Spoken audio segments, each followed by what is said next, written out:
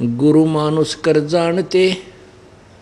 अब ऐसे सतगुरु के विषय में बताया है, सतगुरु मानुष कर जानते ते नर कहिए अंध, ओवे दुखी संसार में फिर आगे यम के फंद। पुणात्मा जब परमात्मा स्वयं आए थे तो भी एक गुरु की भूमिका करके गए थे कबीर परमेश्वर जी। अब उन्होंने अपना दास बेच दिया अपनी ही पावर देकर।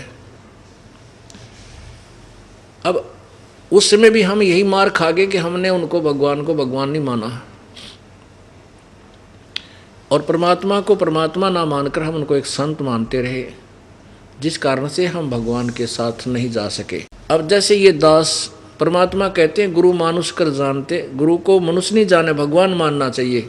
गुरु गोविंद कर जानियो रहियो चरण समाए शब्द समाए, और मिले जब दंडवत बंदगी नहीं पल पल ध्यान लगावे। अब परमात्मा आए थे तब तो वो गुरु भी थे भगवान भी थे, नो डाउट।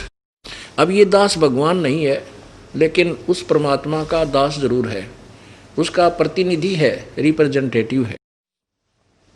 तो ऐसे संत को आपने भगवान मानना चाहिए।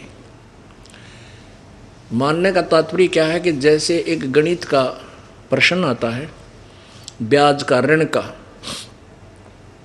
उसमें मानना होता है, मान लीजिए मूलधन 100 रुपये, वो मूलधन 100 रुपये मानकर उस इक्वेशन को सोल्व किया जाता है, उस क्वेश्चन को सोल्व किया जाता है तब होता है। उसमें वो 100 रुपये मूलधन मानना पड़ता है, लेकिन वो 100 रुपये मूलधन नहीं है, लेकिन मानना पड़ेगा। मूलधन तो लाखों करोड़ों में कोई और निकलेगा जिससे हम सफल होंगे, वो प्राप्त करना है। लेकिन वो 100 रुपये मूलधन मानना पड़ेगा कि ये मूलधन है हमारा। उसके माने बिना वो प्रश्न हल नहीं हो सकता। ऐसे ही आपने इस दास को सपोज करना पड़ेगा। सपोज कर लो गुरुजी हमारे कबीर भगवान हैं, और इस दास को भगवान मान के ही चलोगे तो ही आप परमात्मा तक पहुंच सकोगे, उस मूलधन ओरिजिनल मूलधन को प्राप्त कर सकोगे। इससे क्या होगा कि जैसे मान लीजिए हम भगवान की तलाश कर रहे हैं और भगवान को हम कितना सुखदाई और अपना प्रिय मानते हैं। अब यहाँ मान लीजिए इस दास के स्थान पर कबीर परमेश्वर आ जाते हैं, वो न्यो का न्यो उठा कर ना ले जाओ तुम्हारे को, वो भी न्यो कहेंगे भक्ति करवाई, ये नाम जब कमाई कर अपनी और ये मर्यादा रख, तब तू वहाँ चलने योग्य होगा। तो वो परमात्मा मेरे स्थान पर हों तो आप क्या क्रिया करोगे?